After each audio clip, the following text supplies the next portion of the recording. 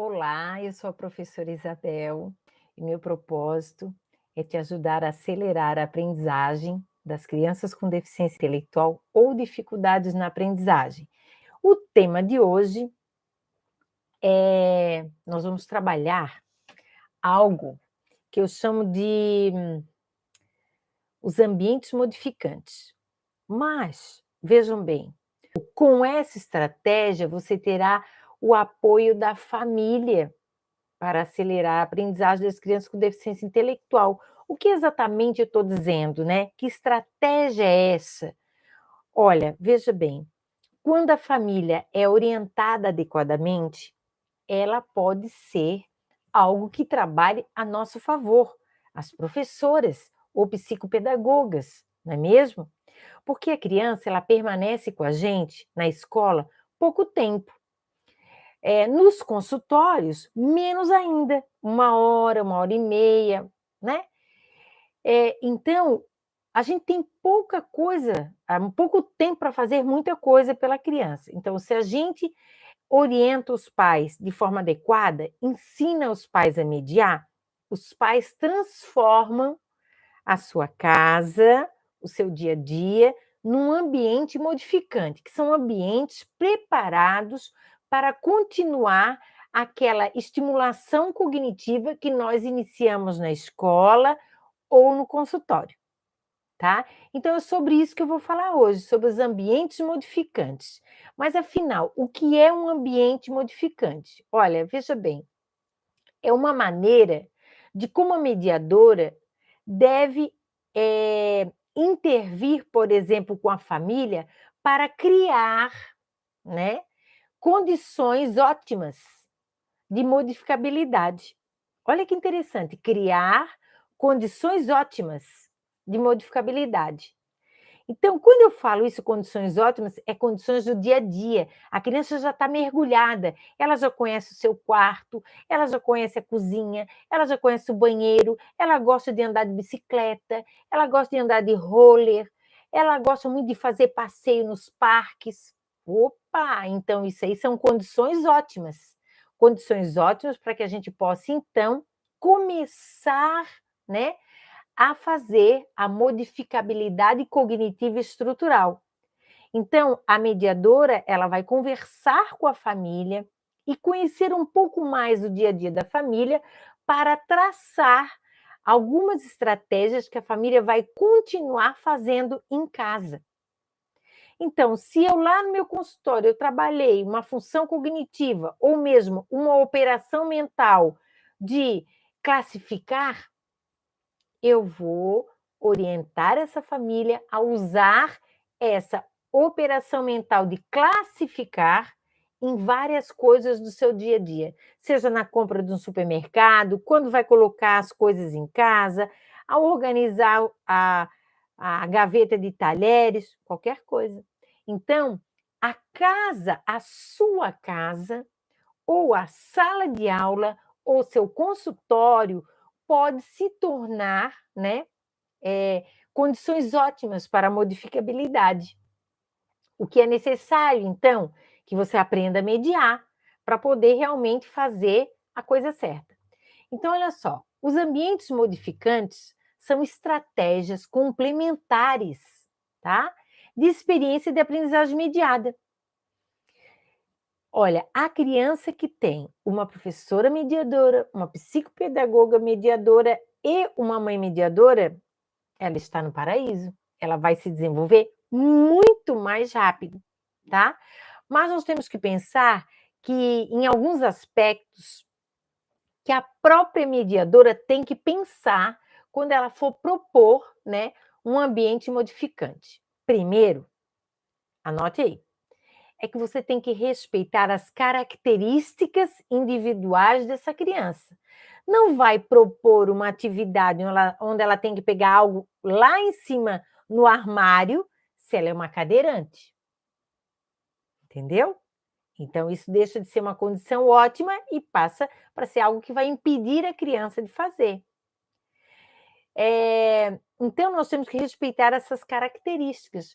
Por exemplo, a criança é autista e tem sensibilidade a alimentos pastosos. Então, não vou propor que a criança faça uma culinária com a mãe para fazer um bolo, porque o bolo, antes de ficar bolo, fica pastoso.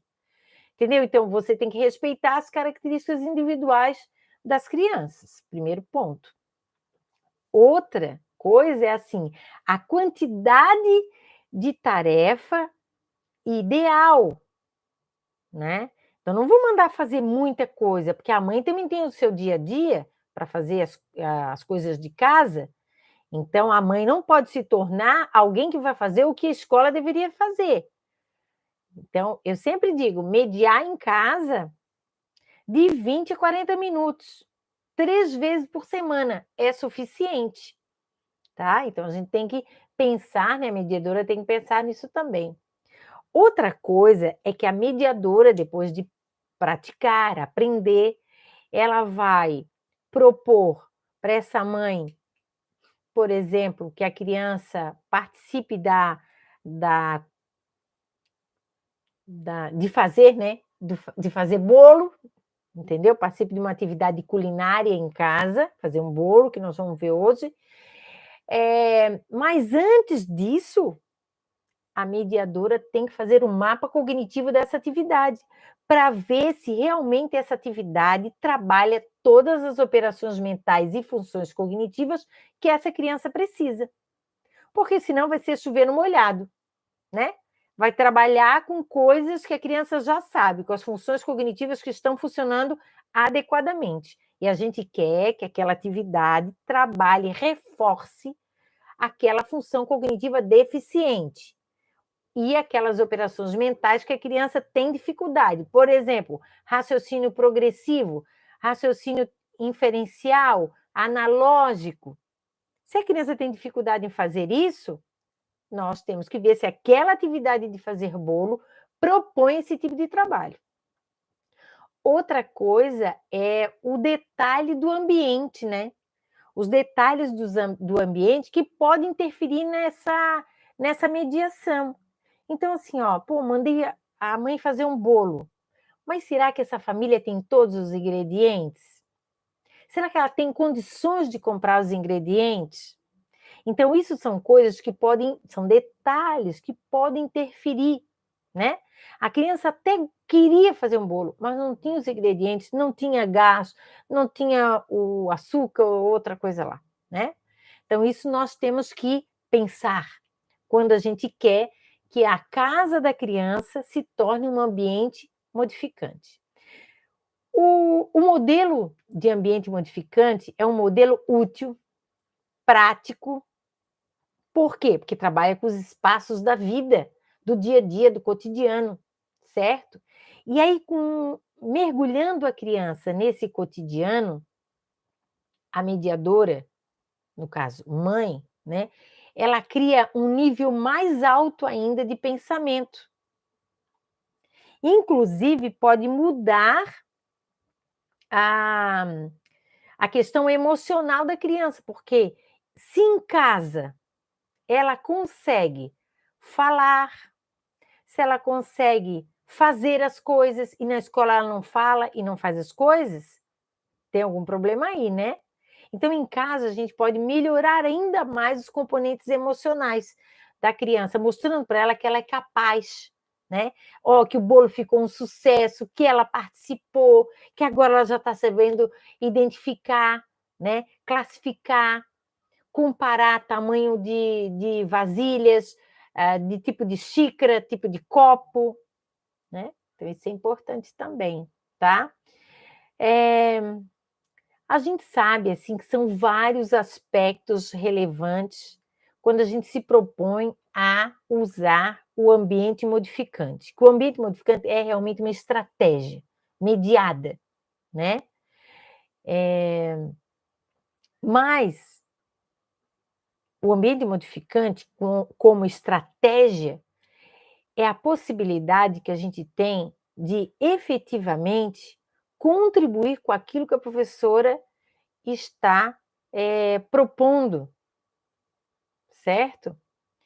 Então, mas para que isso funcione, é necessário um plano, um plano que seja intencional, individual, baseado, né, nas funções cognitivas deficientes. Então, eu tenho que aprender a avaliar essa criança e ver quais as funções cognitivas que estão deficientes. Porque não adianta eu pensar o seguinte: "Ah", até tenho pessoas que pensam assim, né: "Ah, eu anoto tudo da Isabel, eu vejo os vídeos tudo, eu anoto tudo, eu vejo tudo item por item, eu repito todas as perguntas", mas não funciona. Por quê? Porque aquelas perguntas eu fiz para outras crianças, primeiro ponto. Aquelas perguntas eu fiz para corrigir um tipo de função cognitiva, que pode ser que a tua criança não tenha aquela função deficiente. Por isso que é importante para a mediadora saber que ela tem que ter um mapa cognitivo que é grandinho, né? É bem grandinho, tem um mapa com todas as perguntas e ela vai ver, pô, essa criança com deficiência, a função cognitiva de elaboração, porque ela não consegue definir um problema, e essa é uma função cognitiva de elaboração, ela não consegue ter clareza no problema, na questão, no que é para fazer, ela não entende. Então eu já sei que ela tem isso. Ok, então eu vou lá naquela atividade que eu quero propor e vejo se aquela atividade consegue trabalhar esta função cognitiva. Se não, pode ser a melhor atividade do mundo. Eu não vou usar. Acabou. Eu não uso, eu tenho que usar outra. Eu tenho que usar exatamente a atividade que vai trabalhar aquela função cognitiva. Certo? Então, isso é muito importante. Vamos pensar no caso. Olha, hoje eu vou propor para vocês aqui no final a mediação para fazer um bolo em casa. Com as crianças. Algumas crianças gostam muito de fazer bolo em casa. Então, vou propor isso para vocês. No caso de uma criança com TDAH, certo? O que eu tenho que usar? Eu tenho que usar na hora que eu estou fazendo esse bolo, que eu já botei todas as perguntas, eu sei quais são as funções cognitivas, sei quais são as operações mentais, eu tenho que trabalhar o critério de mediação de autorregulação do comportamento. O tempo todo eu tenho que buscar ela para isso. O tempo todo eu tenho que exigir dela um passo a passo. O tempo todo eu tenho que ver, vamos rever os ingredientes, vamos ver se tem tudo aqui. Olha bem, vamos botar um a um. Então, nesse momento que eu estou mediando, eu ainda estou usando o critério de autorregulação do comportamento. Gente, isso é algo precioso. Então, mediadora não é aquela pessoa doida que sai por aí fazendo pergunta. A criança dispara, né, que a gente diz, né? A criança põe a mão no ouvido, não quer? O que ela pergunta? A mediadora, ela só faz atividades com intencionalidade, com reciprocidade, com significado e transcendência. Então, isso que é a beleza, né? Isso que é a beleza. É isso que dá segurança na gente. A gente não vai sair por aí dando tiro para tudo quanto é lado. A gente vai fazer as perguntas certas porque aquela criança está precisando daquelas perguntas. Porque, na verdade, não é a criança que está precisando da pergunta, é o cérebro dela. Que cada pergunta entra no cérebro como um desafio para fazer com que as sinapses, né, elas se irritem, porque é isso que acontece com elas quando elas não têm uma resposta imediata. Elas ficam irritadas e elas começam a fazer liberação de neurotransmissores, fortalecendo. Aí o que a mediadora faz? Vai lá e trabalha sentimento de competência. Legal, gostei da tua ideia. E a criança vai ficando empolgada, vai liberando mais neurotransmissores e vai ampliando a rede de neurônios responsável por aquela resposta. Então, esse trabalho de mediação é pautado na neurociência, então não é sair por aí dando tiro para quanto é lado, é realmente tendo clareza no que você vai trabalhar, qual a intenção, quais as funções cognitivas e operações mentais, tá bom? Porque isso funciona. Isso funciona. Se você já experimentou pegar as minhas mediações daqui e trabalhar com uma criança e ver que está funcionando, imagina você fazer isso com tudo organizado. Tem uma diferença, não é mesmo? Então, assim, ó, nós precisamos ter um plano que se chama o mapa cognitivo que ele nos fornece isso, uma intencionalidade, certo? E que é baseada nessa avaliação individual da criança e nesse sentimento de competência. A criação dos ambientes modificantes, eles são flexíveis, mas eles são ambientes que vão desafiar a criança a pensar, né? A desenvolver novas formas de pensar. Afinal, não se aprende somente na escola, não é mesmo? A gente pode aprender num passeio, a gente pode aprender quando está andando de carro para ir para a aula, a gente pode aprender quando a mãe está fazendo uma comida, quando a gente está tomando banho, a gente pode aprender, desde que esses momentos sejam momentos de ambientes modificantes, ambientes preparados para pensar, tá? Quais são os componentes básicos de um ambiente modificante? Existem 4 componentes básicos, que são,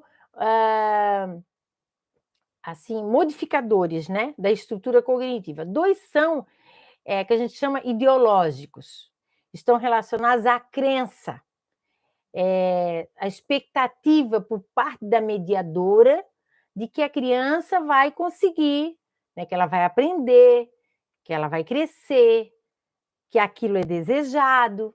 Então, eu tenho que ter uma crença, eu tenho que acreditar que eu estou fazendo aquela mediação, porque aquilo vai ser muito bom para a criança. Não adianta eu tentar alfabetizar uma criança pelo método fônico mediado, se eu tenho na minha cabeça que ela não vai aprender. Então, nem faço. Ok? Então, a primeira coisa do ambiente modificante é você crer que aquilo vai dar certo. Primeiro ponto.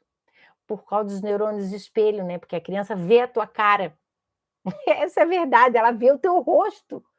Quando você está conversando com ela, vê a tua expressão facial. Outra coisa, importância, convicção de que essas tarefas simples são importantes. Então, são 2 coisas: a crença, que é a expectativa, né? E a sua convicção que essas tarefas simples são importantes. Vejam bem, esses 2 aspectos são muito importantes: a expectativa da mediadora com relação à criança e com relação à tarefa. Quando eu digo o seguinte: "Olha, mãe, faça um trabalho com os talheres de casa, faça a mediação dos talheres". Talheres? O que isso tem a ver com a aprendizagem? Então, daí já mostra que ferrou, não dá, entendeu?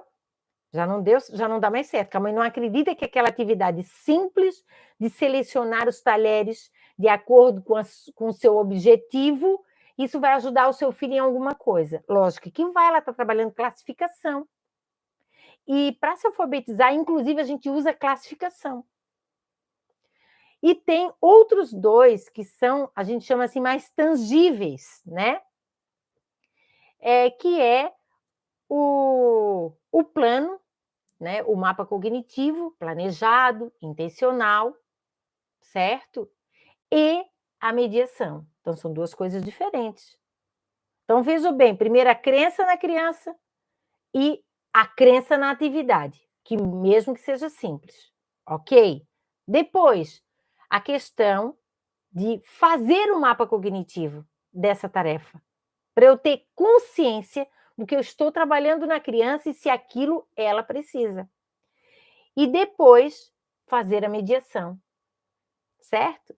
Então, com esses componentes, com esses 4 componentes, com certeza a sua intervenção com aquela criança, seja na sala de aula, seja no atendimento clínico, ou seja em casa com a mãe, vai dar certo, tá bom? Vai ter um bom resultado. Agora, qual o papel da mediadora, então, quando ela organiza o ambiente modificante? A mediadora, intencionalmente, ela focaliza o estímulo, ela ordena, né? Ela ordena o estímulo, por quê? Quando a gente já vai fazendo perguntas para a criança que exige um nível maior de complexidade, talvez ela não consiga responder. E aí, eu digo, a expedição é abortada pela própria criança. E se as perguntas são muito fáceis, muito óbvias, também não vão ser estimuladoras. Então, por isso que a mediadora ela vai organizar essas perguntas, certo? E vai regulando a intensidade, a frequência e a sequência dessas perguntas.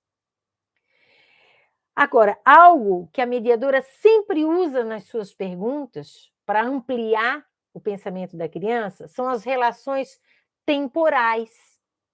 Então, se a criança está mexendo num talher que está lá dentro da gaveta, ela vai dizer: Você já viu um talher parecido com esse? Quando foi? Então, o quando foi é temporal. Ok? Ou, por exemplo, veja bem, esse aqui é um garfo, mas é um garfo diferente. Será que ele pode ocupar o mesmo espaço que o garfo, esse garfo que a gente chama de normal? Vamos colocar ele junto ou não vamos colocar ele junto? Isso é noção espacial.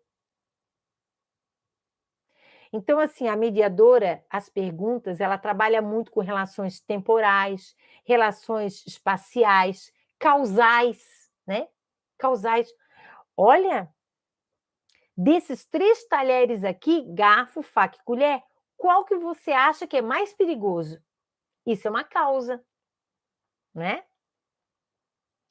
Então, assim, ó, o estímulo, ele é mediado com clareza, certo? Com muita clareza. A mediadora cria, né? Ela cria a mediação para a criança, faz essas relações de transcendência com o passado, com o futuro. Se você fosse comer um bolo, qual talher você usaria? Esse tipo de pergunta para uma criança com deficiência intelectual é extremamente desafiadora, vocês sabiam? Porque, primeiro, se você fosse, é futuro. Futuro tem que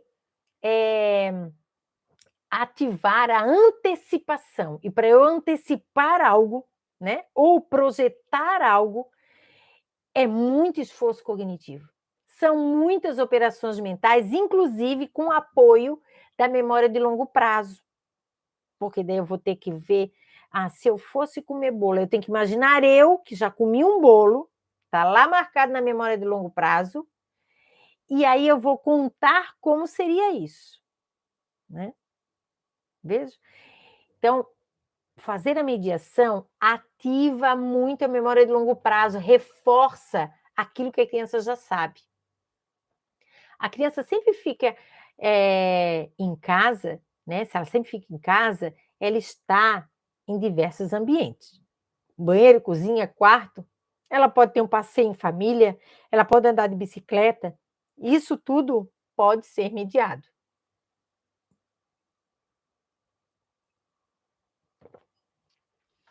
Esses ambientes que eu acabei de falar, eles são ricos de estímulos. Então, você não precisa comprar um jogo maravilhoso, entendeu? Para mediar o seu filho, você vai mediar com aquilo que você tem. Com aquilo que você tem. Hoje era a festa de aniversário na minha escola e tinha um pequeno que ficou lá, não queria entrar na sala, era autista. Hoje, o que aconteceu? Teve o aniversário, né? E é o coletivo, uma vez só por mês, da escola do ensino fundamental todo. Por mais que a gente tenha falado, isso esteja na rotina, ele não conseguiu lidar muito bem com isso. Então, ele ficava lá no meu pé, né? Que eu digo, agarrado em mim. Eu estava servindo os docinhos nos pratinhos das crianças. Antes das crianças chegar, a gente serve. Já coloco a quantidade de docinho, quantidade de salgadinho.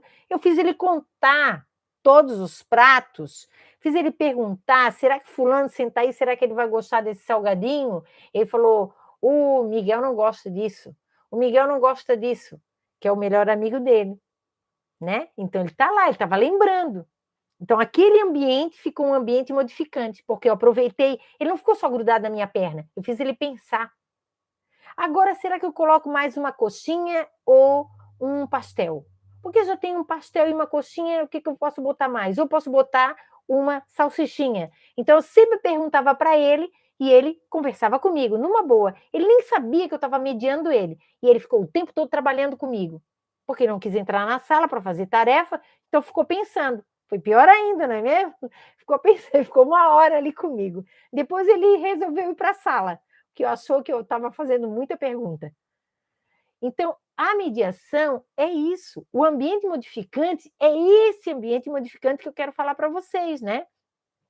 O estímulo que antes eram percebidos pela criança de forma aleatória, banheiro, quarto, andar de bicicleta, a festa de aniversário, e ela só usava a percepção visual, com a mediação, esse estímulo foi percebido de outra maneira, uma maneira muito diferente. Uma vez que a criança experimentou esse tipo de interação, certo? Que a gente chama que é uma interação de aprendizagem mediada, ela começa a aprender a focar, a observar, a diferenciar. E isso continua espontaneamente com outras coisas que a criança vai tendo acesso. E olha que maravilha, gente. Agora, por que devo me preocupar com a organização dos ambientes modificantes? O ambiente modificante é um ambiente poderoso, poderoso, por dois motivos. Esse ambiente poderoso pode ser agente eficaz para mudanças positivas na aprendizagem da criança, né? Então, o primeiro motivo é porque ele gera na criança expectativas positivas. Então, a criança começa a perceber que ela sabe identificar as coisas, que ela sabe nomear as coisas, que ela sabe classificar as coisas, que ela sabe pensar sobre, que ela consegue lembrar de alguma experiência do passado. Então, tudo isso são expectativas positivas, certo? Então, o ambiente modificador ele é poderoso porque ele gera essas expectativas positivas na criança. E o segundo motivo é a permanência do compromisso, ou seja, o ambiente modificador, a ênfase é diferente da sala de aula, certo? É diferente, mas ele tem o mesmo compromisso de trabalhar as mesmas operações mentais que a professora trabalhou na sala de aula. Então, assim, ó, uma coisa é, lá na escola, às vezes, escrever, fazer as tarefas escolares. Aí vai para a escola, vai para casa os deveres, certo? Aí a mãe tem que fazer. Beleza. Mas, quando eu falo de ambiente modificante, eu não quero que você pegue uma tarefa parecida com essa que você fez de deveres e passe mais uma hora fazendo com o seu filho ou com o seu aluno na clínica, coisa e tal. Não é isso. Você tem que ver assim, ó, qual é a operação mental que a professora está trabalhando.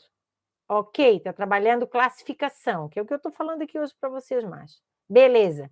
Então, em casa, o que eu posso usar de classificação?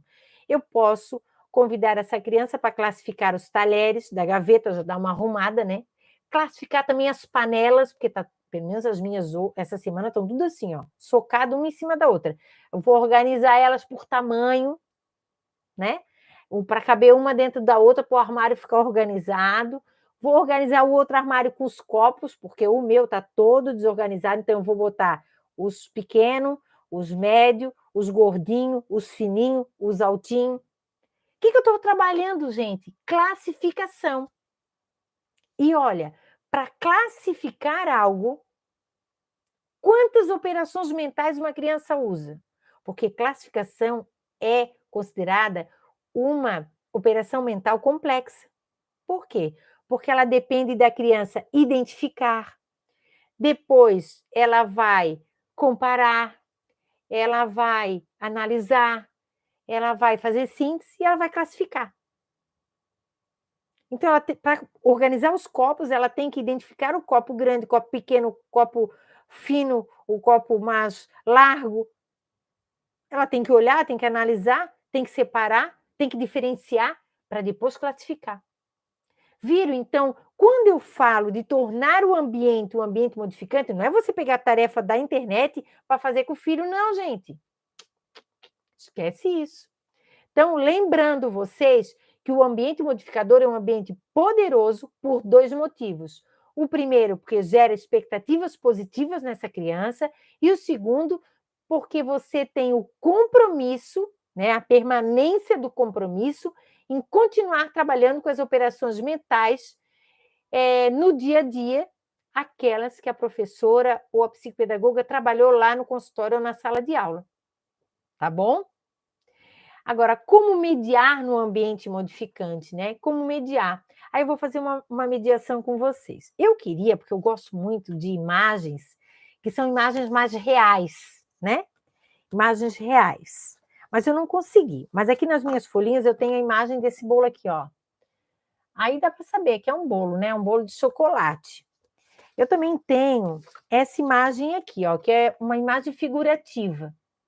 Às vezes, conforme a criança, ela pode nem identificar que isso é um bolo, tá? Agora, isso aqui ela vai identificar que é um bolo. Então, eu gosto mais desse tipo de imagem do que essas outras. Então, o que eu vou fazer? Eu vou fazer a mediação de um bolo, tá bom? Espero que vocês gostem. E anotem tudo para experimentar fazer aí na sua casa. Mesmo assim, aleatória, sem saber o que está trabalhando, porque é isso que vai acontecer. Você não sabe o que está trabalhando. Mas você já mediando, você já vai ter uma ideia que o seu filho vai começar, já com uma mediação só, a dar sinais de que ele pensa, que ele tem opinião, que ele tem decisão. E isso é muito bom, você vai gostar. Então, vou fazer aqui uma simulação de uma mediação de bolo. Aí eu vou dizer assim para a criança, porque eu fiz como se eu estivesse na minha sala, né? Na clínica. Hoje, eu trouxe uma coisa bem legal para fazermos. E eu sei que você gosta. Olha só a expectativa que eu estou gerando, não é mesmo? Então, eu estou deixando clara a minha intencionalidade para obter a reciprocidade da criança. Olha o que temos nessa imagem. O que você acha que é? A criança com certeza vai dizer que é um bolo, né? Ou vai dar um sinal que é para comer, ou vai dar um sinal que é um bolo de aniversário, seja lá o que for. Ela vai dizer para você que é um bolo. Você já comeu um bolo? Como é que foi? Como é que ele era? Era doce? Era de chocolate? Era de beterraba?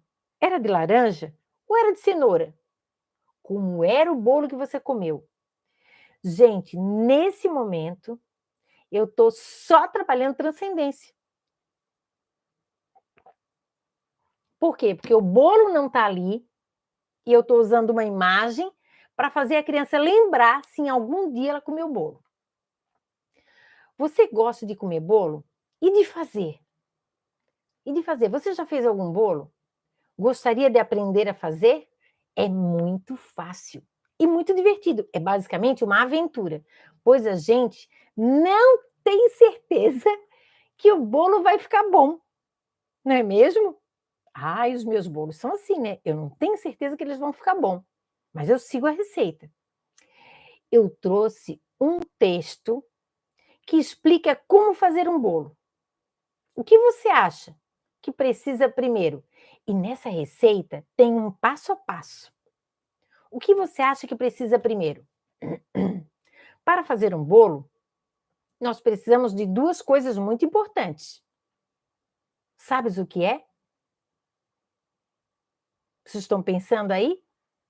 Então, nós precisamos de 2 coisas muito importantes: os ingredientes e as vasilhas que a gente vai usar para fazer o bolo. Porque não adianta você fazer um bolo se você não tiver uma forma, né? E não adianta começar um bolo se você não tem os ingredientes. Imagina que você não tem os ingredientes. Dá para fazer o bolo? E se não tiver a forma, a vasilha, né, para fazer o bolo. Dá para fazer o bolo? Nessa receita que eu trouxe, precisa de 3 ovos. Você sabe que ingrediente é esse?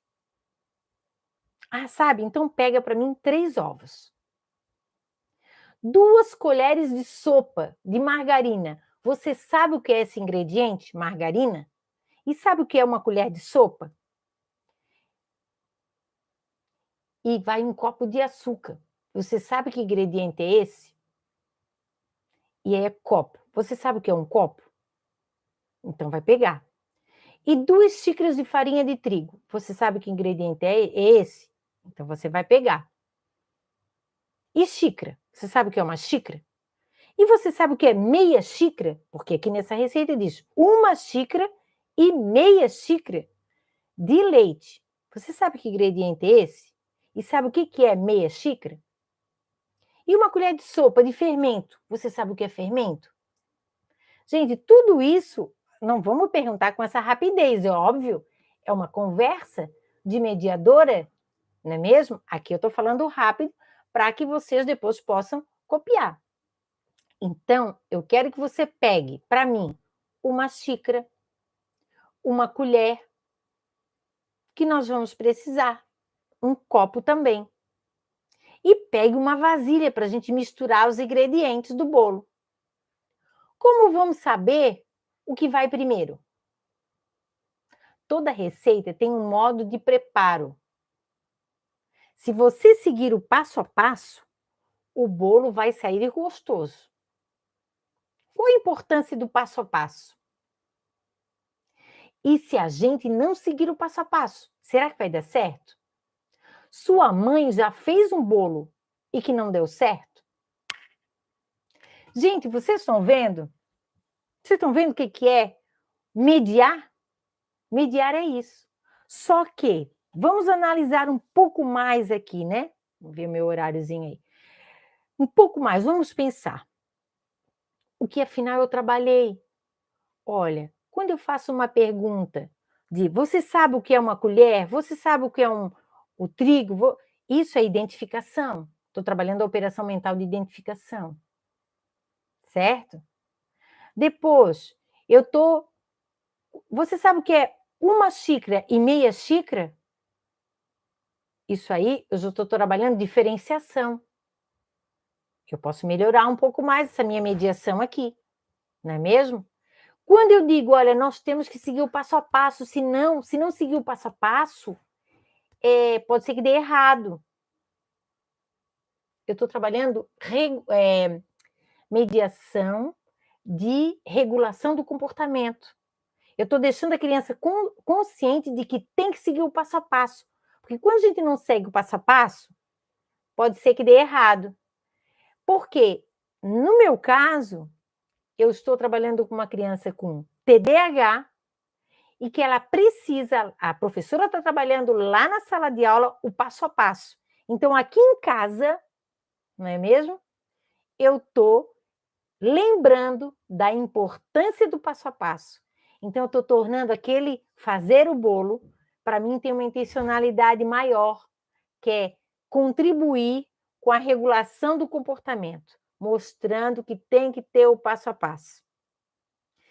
Gente, tem muito mais, né? Se a gente for analisar aqui, quando eu pergunto, sua mãe já fez um bolo que não deu certo? Isso é transcendência. Você já comeu um bolo? Como é que era esse bolo? Transcendência. E digo mais, quanto mais transcendências eu fizer, mais vai ficar guardado na memória de longo prazo. Tem mãe que diz assim: ah, meu filho tem problema no hipocampo, o médico já disse, ele não guarda nada na memória. Tá, mas ele sabe a hora de comer, ele sabe que vai lá fazer xixi no banheiro, tem que dar descarga, ele sabe que tem que apagar a luz para dormir, ele sabe que tem que abrir a cortina, isso aí ele guardou na memória. Ele só não guardou na memória as coisas da escola? Não. Então, nós vamos ativar essa área. Como que faz isso? Só com mediação de transcendência. aí não trabalha mais nada, vai só na mediação de transcendência, entendeu? Então, essa é a diferença. Então, uma mediação, ela pode não servir para as outras pessoas, porque ela é feita para aquela criança ali, a mediação. O mapa cognitivo, não. O mapa cognitivo é quando a mediadora, ela pega aquela tarefa e assim, ó, mapeia, por isso que é mapa. Todas as possibilidades que aquela tarefa, aquele jogo, aquele brinquedo, aquele passeio, aquele ambiente modificante pode trabalhar. Aí, de lá é que eu tiro as perguntas para fazer conforme a necessidade da criança e a partir das funções cognitivas que estão funcionando de forma inadequada nessa criança. Gente, espero que vocês tenham gostado. Um beijo grande para vocês e tudo de bom. Ó, coraçãozinho. E firme e forte, porque o nosso aluno aprende, hein?